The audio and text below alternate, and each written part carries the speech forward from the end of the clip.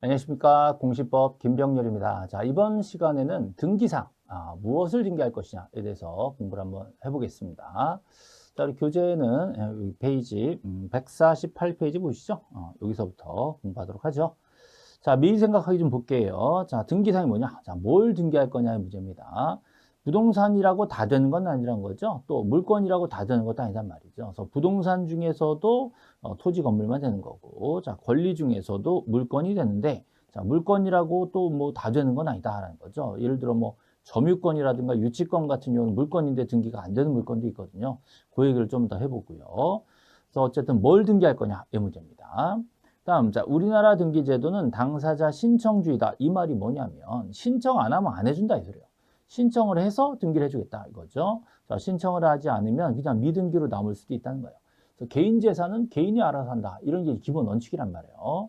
자, 그런데 문제는 우리는 민법상 계약을 하잖아요. 민법상 매매계약, 증여계약, 뭐 교환계약 이런 법률 행위를 했는데, 자, 이거 등기 안 해도 된다 그러면 계약은 했고 등기는 안 넘어가고 이런 경우가 생길 수 있단 말이에요. 근데 이게 등기를 해라라고 강제할 수 없기 때문에, 자, 여기에 부합하는 등기를 안 해도 상관은 없지만 등기를 해야 물권 변동이라는 법적 효력이 발생한다. 물건에 대한 권리가 넘어가는 효력은 등기를 해야 진행이 되는 거다. 그러니까 계약만 하면 달라고만 할 수 있지 아직 네 거 아니다 이거죠. 그러니까 간접적으로 등기를 할 수밖에 없게 만드는 거예요. 그래서 자, 등기를 해야 물건이 변동되기 때문에 간접적으로 등기를 은근히 강요를 하는 거죠. 계약만 하면 네 건 아니야. 등기가 돼야 네 거야. 이렇게 제도를 만들어 놓은 겁니다. 그래서 계약 자유고 등기도 자유이기 때문에 신청주의다. 알아서 해라. 근데 등기 안 하면 네 거 안 되니까 네가 판단할 문제다. 라고 해서 은근히 이제 간접적으로 강제를 하고 있다는 거죠.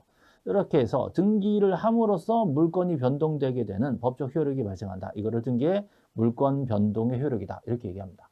등기를 함으로써 여러 가지 효력이 발생하지만 가장 중요한 효력이 물건 변동 효력이다. 라고 얘기할 수 있는 거죠. 그렇게 효력이 발생하려면 어떡하니? 이게 유효 요건이에요. 효력이 있으려면 어떡하니? 자, 이게 유효 요건. 됐죠? 형식적으로 등기부에 그 내용이 기재되어 있어야 된다는 거죠. 그래야 그 내용이 실제 벌어진 권리 내용에 부합해야 돼요. 그래서 등기부에 기재가 돼야 되고 실제 내용과 부합하면 그때는 법적인 효력이 발생하는 겁니다. 이런 요건이 필요하다라는 거죠. 그래서 등기가 효력을 갖게 되려면 계약도 해야 되고 등기도 해야 되고 이 두 개가 서로 부합해야 된다.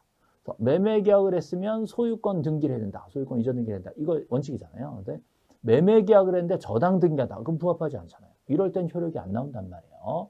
그래서 계약도 제대로 돼야 되고 등기도 절차에 맞춰서 잘 써져야 되고 이 내용에서 딱 맞아 떨어지면 물건이 변동되는 효력이 발생한다. 이런 이제 원리를 설명해 놓고 있는 겁니다. 그다음에 우리 서론 부분에 자, 등기사항을 간단히 자, 두 가지로 얘기하고 있죠. 제가 자, 물건에 대한 얘기, 그죠? 자, 물건에 대한 얘기와 자, 권리에 대한 얘기로 나누어서 얘기하는데요. 자, 물건은 크게 동산, 부동산 있잖아요. 부동산, 동산. 자, 이 중에 부동산이 등기됩니다. 동산은 등기가 안 된다라는 거죠. 부동산 등기되는데 부동산이라고 다 되는 게 아니죠. 부동산이 민법에 토지와 정착물이라고 그랬어요. 토지 정착물이 다 되는 게 아니라 토지와 건물만 된다. 정착물 중에 안 되는 것도 있다. 정착물 중에 건물이라고 말할 수 있는 것까지만 등기가 되는 겁니다. 그래서 모든 부동산이 다 등기되는 건 아니고 부동산 등기법에서는 토지 등기, 건물 등기 두 가지만 준비하고 있어요. 다른 등기법들도 있어요. 다른 등기법들, 동산 등기법 이런 것도 있습니다. 예. 무슨 선박에 대한 등기도 있고요. 또 다른 여러 가지 등기법이 있을 수 있는데 거기서는 또 따로따로 정해져 있습니다.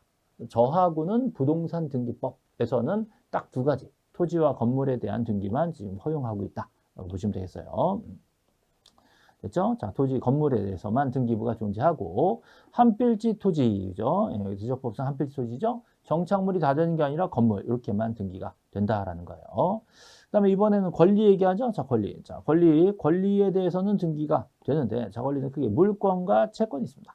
자, 원래 채권은 못하고 물권은 등기하는 거예요. 근데 채권 중에 특별히 임차권 또는 자, 나중에 하겠지만 자, 환매권. 자, 임차권, 환매권. 얘네들은 채권임에도 불구하고 등기를 할 수 있게 특별히 준비를 해놨습니다. 그래서 임차권, 환매권은 근거 있는 등기사항이다. 채권은 원래 근거가 없으면 등기 못해요. 근데 임차권, 환매권은 법적 근거가 등기될 수 있다라고 써 있어요. 그럼 얘네들을 굳이 등기를 하면 제3자한테 대항할 수 있는 역할을 주는 겁니다. 그래서 대항 요건으로서의 등기가 기능을 하게 된다라는 거죠. 그래서 등기 기능이 대항 요건, 성립 요건, 처분 요건 이렇게 세 가지 역할을 한다라는 거죠. 그러면 보통 등기는 물건에 대해서 하는 거거든요. 물건 변동. 두 개가 뭐가 다르냐? 민법 186조에서는요. 법률 행위. 법률 행위는 등기를 했다. 이거. 186조는 법률. 법률 행위가 있었다. 법률 행위가 있었다. 그래서 매매 계약을 했다. 이런 경우. 이런 경우 등기까지 해야 법률 행위 매매 계약이 있으면 등기까지 해야 물건에 대한 권리가 변동된다. 네, 법률 규정, 등기 없이도 되는 것들이 있어요. 법률 규정. 이건 색깔 좀 바꿔볼까요? 법률 규정. 법률 규정. 법률 규정. 예를 들어서 상속이라든가 공용징수라든가 또는 판결이라든가 경매 같은 것들이 있습니다. 이런 경우 법률 규정이다. 얘네들은 등기 없이도 물건이 바로 변동이 된다라고 얘기를 하는 거예요. 어쨌든 물건 변동에 대해서 두 가지가 있습니다. 법률 행위는 등기해야 되고 법률 규정은 등기 없이도 바로 변동이 되는 거죠. 등기까지 하면 처분할 수 있다. 처분 요건이 준비가 돼 있습니다. 그래서 성립 요건, 처분 요건, 그리고 대항 요건에서 세 가지 등기의 기능이 있다라고 말할 수 있는 거죠. 사실 법률 규정 이거 말고도 많기 때문에 간단하게만 써놓은 겁니다. 그래서 등기의 기능이란 게 이런 역할도 하지만 사람들한테 이런 법률 관계 이런 것들을 공시하는 이런 기능도 하고 있는 거죠. 그래서 효력이 발생하는데 가장 강력한 등기 효력은 물건에 대한 권리가 변동된다. 계약하고 나서 등기까지 해야 물건 변동의 효력이 발생한다. 이런 거예요. 이런 효력이 발생하는 이런 역할을 하고 있다는 거죠. 다음, 권리는 주로 물건은 등기하고요. 채권은 등기할 수 없지만 예외적으로 이런 채권은 등기가 된다. 등기하면 대항력이 생기는 채권이다. 그죠? 대신에 물건 중에 안 되는 거. 점유권, 질권, 유치권은 물건이지만 등기가 안 될 수 있다. 그죠? 아주 특이한 걸로 권리질권, 요즘은 채권담보권이라는 게 나와서 거의 비슷합니다. 얘네들은 특별히 등기가 된다라는 거예요. 그래서 제가 핵심만 추려드리면 일단 환매권이 등기부에 나온다는 거. 그다음에 권리질권이 등기부에 된다는 거. 이런 것들이 요즘에 시험에 잘 나옵니다. 점유권, 질권, 유치권이 등기 안 된다. 이거 그동안 너무 많이 나왔기 때문에 요즘 거의 잘 안 나와요. 요즘은 환매권은 채권인데도 등기된다. 권리질권은 아주 특이한 권리로서 등기부에 나온다. 이 정도 기억하시면 되고요.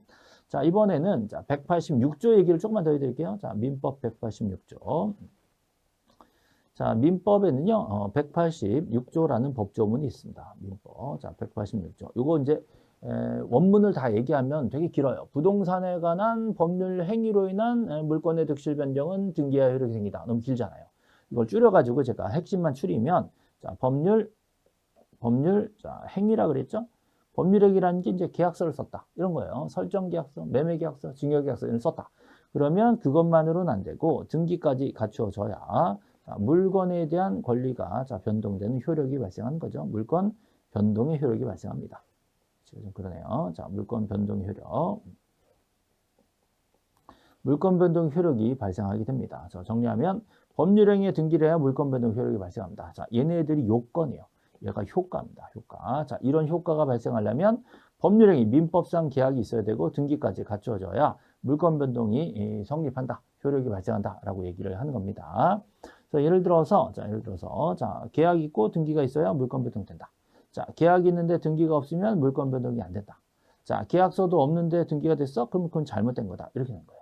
그래서 계약과 등기가 다 있어야 합법적으로 물건 변동 효력이 발생한다는 거예요. 대신에 순서는 상관없어요. 원래는 계약서 쓰고 등기하는 게 순서지만 등기가 먼저 돼 있어. 잘못된 거였죠? 등기가 먼저 돼 있어. 그럼 계약이 없으니까 효력이 발생하지 않잖아요. 근데 나중에 계약서를 썼대. 그러면 다시 효력이 발생합니다. 그래서 어쨌든 절차상으로 문제가 있을지라도 계약과 등기가 잘만 부합하면 효력이 나온다. 이 부분이 제일 처음 공부하실 때 어려워하는 부분이에요. 이거 뭔가 절차가 잘못되는데 왜 효력을 주지? 이렇게 헷갈릴 수 있는데 절차상 문제가 있었던 부분은 나중에 처벌이 될 수도 있어요. 근데 우리는 그 처벌 규정을 공부한 게 아니기 때문에 그 얘기는 안 하고 등기가 실행됐는데 보니까 실제로 그렇대. 실제로 등기가 미리 되고 계약은 나중에 합법적으로 됐대. 그러면 이제 효력 주자라는 이런 절차를 이해를 하셔야 됩니다.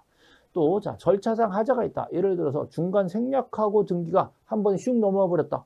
잘못된 거 아니야? 근데 그 사람께 맞긴 하대. 등기부에 써 있는 사람이 진짜 소유자긴 하대. 그러면 등기는 그냥 가고 중간에 문제가 있는 거면 따로 처벌하든지 하자라고 하는 거예요. 그래서 등기는 항상 결론적으로 실제 권리 내용이 등기부에 담겨 있기만 하면 그 등기의 효력을 주려고 애를 쓰고 있는 겁니다. 그런 효력이 가장 중요한 게 물건이 변동됐다. 물건에 대한 소유권이 넘어갔다라는 이런 물건 변동 효력이고요. 등기를 하니까 자, 제3자도 다 알 수 있으니까 대항할 수 있어.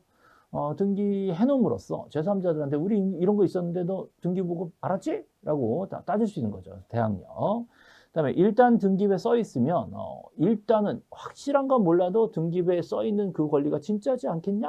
라고 일단 믿어주는 그런 효력을 추정적 효력이라고 얘기합니다. 그래서 추정적 효력이란 건 일단 등기부대로 권리자가 맞을 거야 라고 추정해 주기 때문에 반대되는 증거가 있을 때까지만 믿어주는 거예요. 반대되는 증거로 나와서 반대 주장을 한 측이 그 사람 등기돼 있는 건 맞긴 한데 이거는 뭔가 불법적인 걸로 잘못된 등기야 라는 걸 입증하면 그때는 뒤집힐 수도 있어요. 그래서 일단 그러기 전까지는 믿어주겠다. 이것도 법적으로 되게 큰 의미가 있잖아요. 그런 의미를 추정적 효력이라고 얘기합니다. 그 다음에 1번 저당, 2번 저당, 3번 저당, 4번 저당 누가 제일 세요? 당연히 1번 저당이 제일 세죠? 그 순위를 가지고 따지는 거, 요거를 먼저 등기한 사람이 자리를 잡았기 때문에 후순위보다 권리가 세다. 이런 것들을 순위 확정적 효력 이렇게 얘기하는 거예요. 또 점유적 효력이란 것도 있고요. 점유적 효력은 이제 등기를 함으로써 취득 시효의 기간을 10년 단축한다. 점유 10년을 등기로서 대체하는 효력이 있다. 이런 효력을 얘기하는 거고요. 그다음에 이제 형식적 확정력이란 건 등기가 아직 말소되지 않으면 예를 들어서 전세권 등기가 말소되지 않으면 아무리 전세가 다 끝났더라도 다른 사람의 전세 등기를 받아줄 수는 없다. 이런 거예요. 형식적으로 자리를 잡고 있기 때문에 뒷등기를 못 들어오게 막아주는 그런 정도의 효력도 있을 수 있다는 거죠.